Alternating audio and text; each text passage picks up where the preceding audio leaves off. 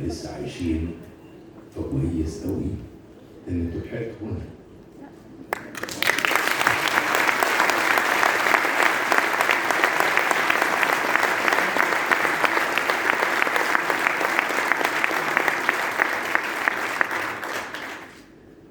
كان جواز المرور لعالم الفن بيبتدي من المسرح وبينتهي من المسرح، مع تعدد وسائل وما حدث من تطور تكنولوجي في جميع وسائل الإيصال الفني.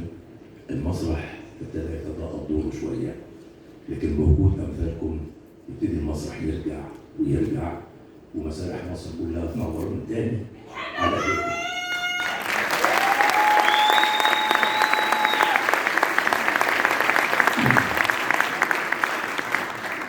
وحاجة صغيرة مني أنا، أنانية مني، اللي بنتي حبت الفن جدا جدا وأصرت إنها تدخل فيلم مسرحية، خشت ودرست واتخرجت واسمها مريم وجاية معايا.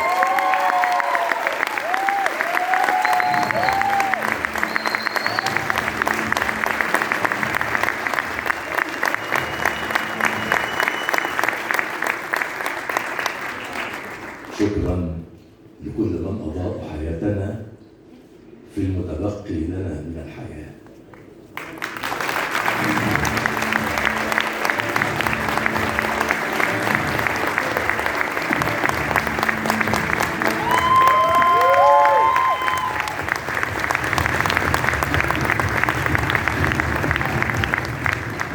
كل الصحة وطولة العمر للفنان الكبير صبري عبد المنعم ولكل فنانينا اللي بيمتعونا وليهم مشوار طويل يعني مليان عطاء ومليان أدوار حلوة. تاني تكريم معانا النهارده لفنان كبير إفيهاته تدرس. كل شخصية عملها يتكتب فيها مجلدات. أعماله رسمت البسمة والضحك على وشوشنا كلنا وسابت بصمة في كل لحظة كان بيطل علينا فيها. زي أمير البحار، زهايمر، بوبوس، مرجان أحمد مرجان، رمضان مبروك أبو العالمين حمودة. رحبوا معايا بالفنان الكبير الكاريزما ضياء المرغني.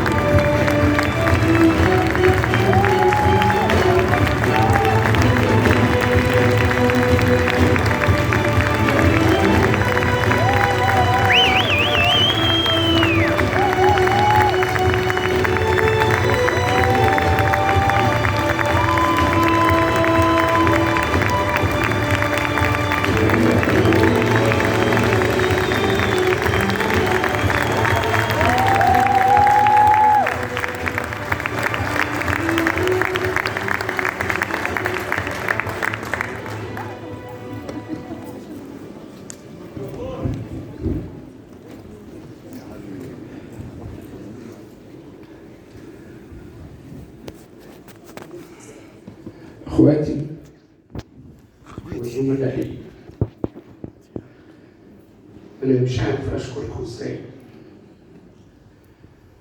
واشكر القائمين على هذا المهرجان اللي بتمجد الفنانين ويحطوهم في الوضع المناسب ليهم. على فكره احنا بنخدم في المجتمع خدمات جميله والحمد لله قضيناها بفن جميل وشرف المهنة، وأشكركم جدا جدا.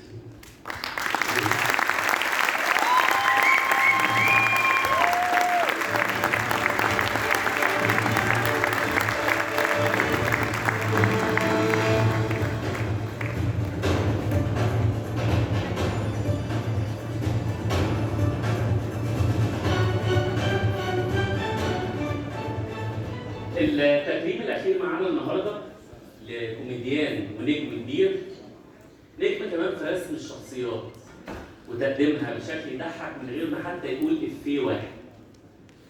قدم لنا اعمال كوميديه هتفضل في قلوبنا زي مسرحيات وجهه نظر، تخاريف، لعبه الست.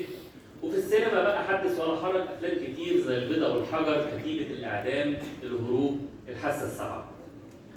في التلفزيون قدم شخصيات كتير، منها شخصيه باسمه وهتفضل متخلده باسمه، شخصيه عبد الله في مسلسل يوميات ونيس. رحبوا معايا بالفنان الكبير عبد الله.